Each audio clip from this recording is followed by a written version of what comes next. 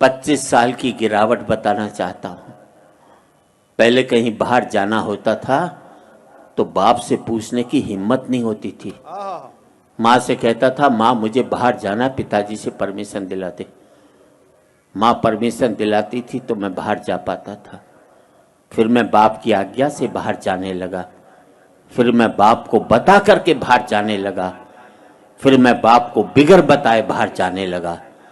और आज बाप की हिम्मत नहीं जो मुझसे पूछ ले बेटे तू कहाँ जा रहा है। पहले मैं माँ बाप के साथ रहता था, माँ बाप मेरे साथ रहते। फिर हमने बना लिया एक मकान, एक एक कमरा अपने लिए, एक एक कमरा बच्चों के लिए, एक रीडिंग रूम, एक वो बाहर छोटा सा ड्राइंग रूम उन लोगों के लिए जो मेरे आगे हाथ जोड़ते थे, एक वो अंदर बड़ा सा ड्राइंग रूम उन लोगों के लिए जिनके आगे मैं हाथ जोड़ता हूँ। बहुत अच्छा जी, वाह वाह वाह। पहले मैं फुसफुसाता था तो घर के लोग जाग जाते थे, करवट भी बदलता था तो घर के लोग सो नहीं पाते थे। और अब जिन दरारों की वजह से दीवारें बनी थी उन दीवारों में भी दरारें पड़ गई। अब मैं चीखता हूं तो बगल के कमरे से ठहाके की आवाज सुनाई देती है और मैं सोच नहीं पाता हूं कि मेरी चीख की वजह से वहां ठहाके लग रहे हैं या उनके ठहाकों की वजह से मैं चीख रहा हूं। क्या बात है, वाह वाह वाह वाह वाह। आदमी पहुंच गया चांद तक, बड़ी तरक्की की साहब। अनपढ़ थे तो सरदार पटेल को चुनते थे, पढ़े लिखे हो गए तो फूलन देवी को चुन करके भेजते। बहुत अच्छे, बहुत आदमी पहुंच गया चांद तक, बड़ी तरक्की की साहब।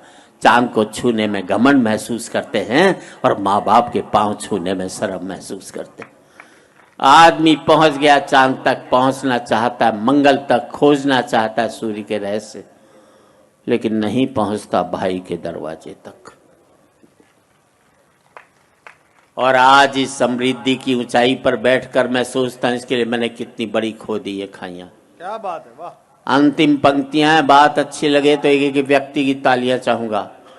अब मुझे अपने बाप की बेटी से अपनी बेटी अच्छी लगने लगी है। बहुत अच्छे, वाह जी वाह। अब मुझे अपने बाप की बेटी से अपनी बेटी अच्छी लगने लगी है।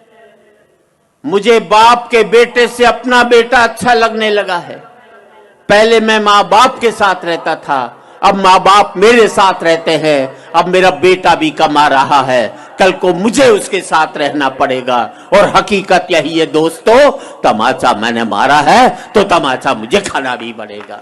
वाह वाह वाह वाह वाह वाह। आज इस पावन मंच से मैं इतना ही कहना चाहता हूँ युवा पीढ़ी से, जिंदगी भर माँ बाप के साथ रहना ताकि आपके बच्चे जिंदगी भर आपके साथ रह सकें। क्या बात है, क्या बात है। हो सकता है नौकरी और व्यापार की वजह से आप शारीरिक रूप से साथ न रह पाए, पर जिंदगी भर मानसिक रूप से माँ बाप के साथ रहोगे तो आपके बच्चे भी जिंदगी भर आपके साथ रहेंगे।